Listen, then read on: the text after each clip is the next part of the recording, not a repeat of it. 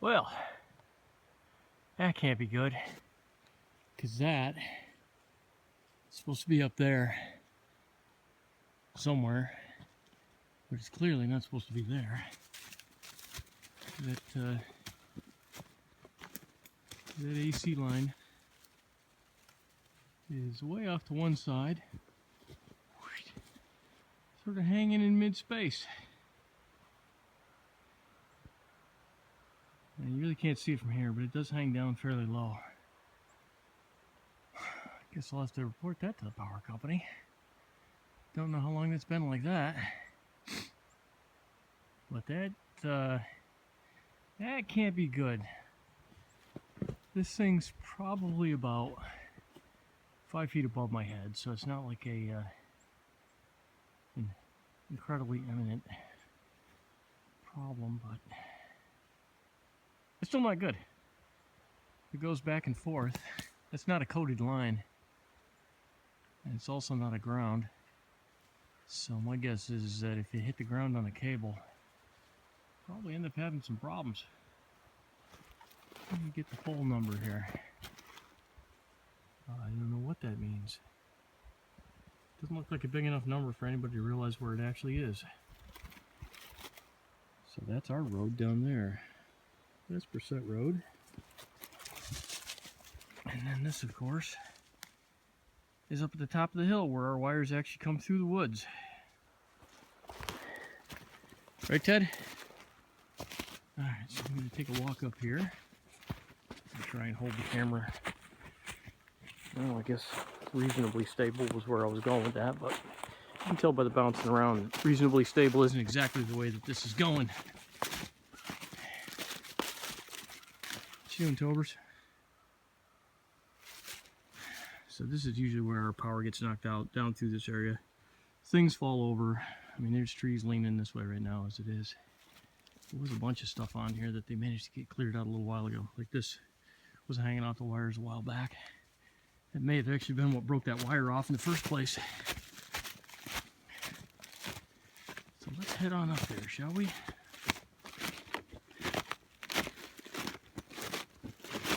The ground is pretty much frozen. Oh, pretty much. As you can tell by the crunching noises. We had a little bit of snow the other day, but I mean, it's right over the top of ice. You can see, even four-wheel drive Ted was having problems getting up through here.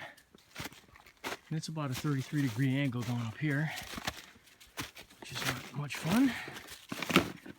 Hey,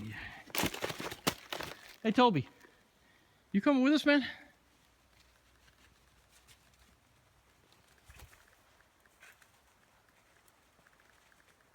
He's getting there. The old guy. Look who's talking.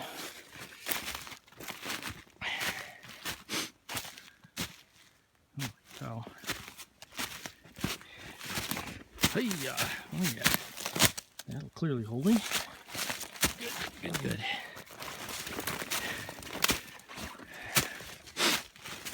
Yep, this is when I feel old. When you're going straight up. Man, Ted, just show me up like wicked. You too, even the old guy can do it. Man. Oh. I got up through here so far. Confidence inspiring. Haven't had a heart attack yet. That's good. It's very good. Hey. And I am officially... Oh, that's interesting.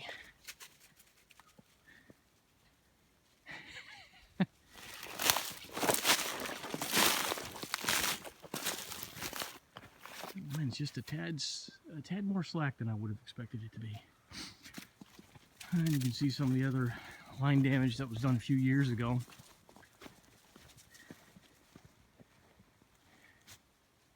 I don't even know if you can see that or not, but there's wrap ties bundling those together.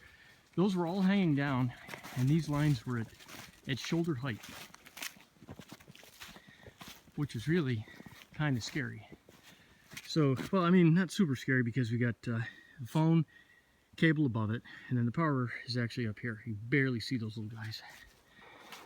But still, having the cable down at shoulder height was not good, because like the farmer, we get hay from this guy. He's got to come up through these fields, and he's got to go around this mess up here. And it was hitting me in the shoulder. So you can imagine what an entertaining proposition it was for him to get around through there with a tractor and a baler and all the other farm accoutrements. Yeah, this is nice.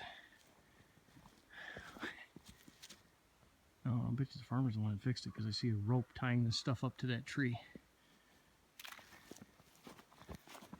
Anyways, for anybody that wants to live out in the country and you wonder why our power's out so much and why we lose our phone so much and why you lose your cable so much, so I'll sort of explain a little bit of that for you. I'll show you this one last mess here, and then I'll let you go, because I wanted to show you the latest repair. And once again, sorry about bouncing around with the camera. That's just kind of what I do.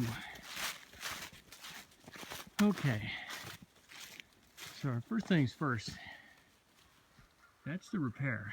Let me see if I can zoom in a little bit to show you what a quality get-up this is.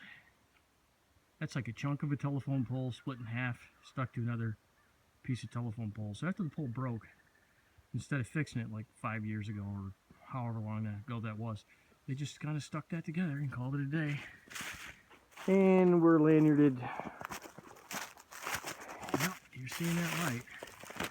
We're lanyarded by dead trees.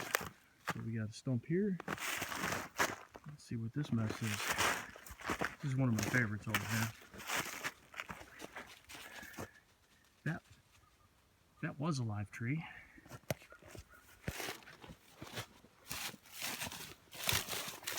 Yep, that is an industry standard repair right there, kiddies. Very good boogie. Of course, it's still better than this. And I gotta show you a close up of this, and then I'm not kidding. I'm really gonna let you go. Okay? I mean, if you're bored, you're probably already gone. But if you're like me, you're gonna hang around just long enough to see this. Okay, we got this here. That's a nice fix. That cable line goes, well, into the snow, of course, to disappear. And then the phone line here goes right there. Okay, now you can go.